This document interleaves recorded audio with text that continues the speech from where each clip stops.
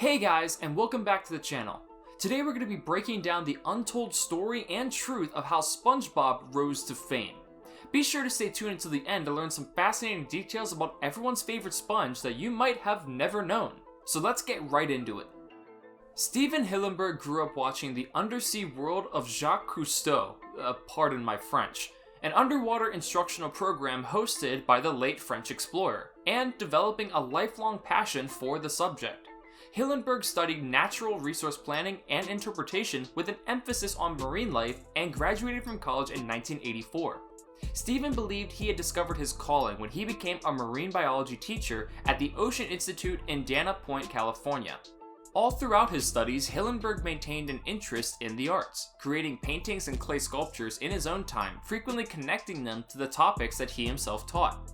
Soon after, the Institute's director, Harry Helling, noticed the young college graduate's artistic talent and asked him to create a comic book to teach kids about tidal pool ecology. Hillenburg jumped at the chance to create his own comic and dubbed it the Intertidal Zone. The comic strip aimed to educate children about aquatic life while giving the creatures a sense of individuality. One of these characters would linger with the young artist, a sunglasses-wearing sea sponge named Bob the Sponge, who would host the comic as a sort of narrator. Indulging his creative arts addiction, Steven realized that while he'll always love marine biology, his true heart was beckoning him elsewhere. He packed up Bob the Sponge and his paintings and proceeded to the California Institute of the Arts, expecting to start a new life as a television animator.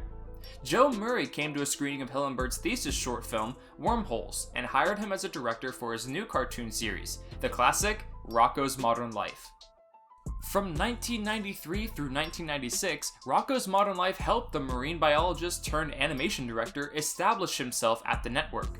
Due to some encouragement from a buddy of his, Steven decided to dust off his old comic book starring Bob the Sponge and see if he could turn it into an entire animated series. Steven came full circle to his Bob the Sponge idea, albeit he chose to give him a square design like most typical home sink sponges. Steven Hillenburg was ready to pitch a new animation with the help of teammates from Rocko's Modern Life. He had his star, his concept, and his crew ready for the Nickelodeon bosses. To demonstrate the overall concept, design, and characters of an animated show, he had created a complete pitch bible, quote-unquote. The executives weren't expecting a presentation for their biggest flagship franchise ever that morning. Due to copyright issues with the title being similar to a brand of mop at the time, of all things, the title and main characters' names were altered to SpongeBob SquarePants. With his pitch bible and innumerable accessories, Steven Hillenburg nervously approached the Nickelodeon execs, dressed in one of his signature Hawaiian shirts. The former creative director built a full underwater terrarium with miniatures of his characters and their settings, where he would play traditional Hawaiian music. Steven had also recorded an early version of the theme song using a tape recorder inside a conch shell for the executives. The execs knew two things after that day. Hillenburg was a huge nerd, and he had just secured funding for a pilot episode of SpongeBob SquarePants. The studio gave the crew 2 weeks to prepare their pilot episode, taking a gamble on the marine biologist's proposal. To their surprise, the execs arrived to see an entire wall of detailed storyboards, with a clear idea virtually complete. Hillenburg was glad to show them the program's plot, following along with the storyboards and delivering voices and sound effects for each character. Steven watched in terror as the executives exited the room after his performance.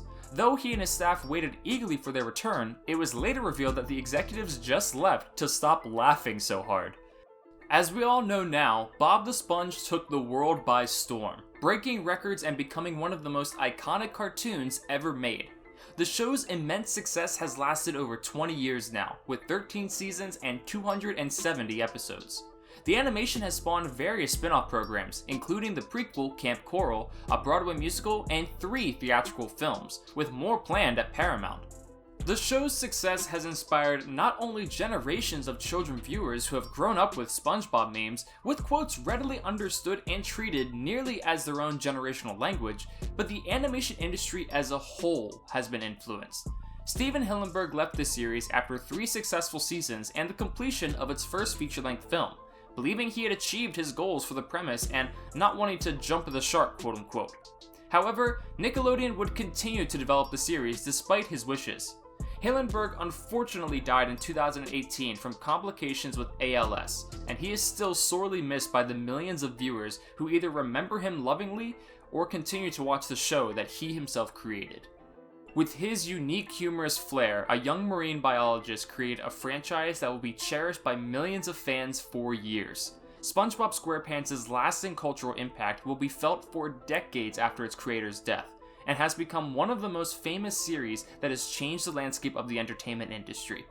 No one could have predicted Bob the Sponge's meteoric rise to fame, but the world is better, and maybe a bit stranger a place for it.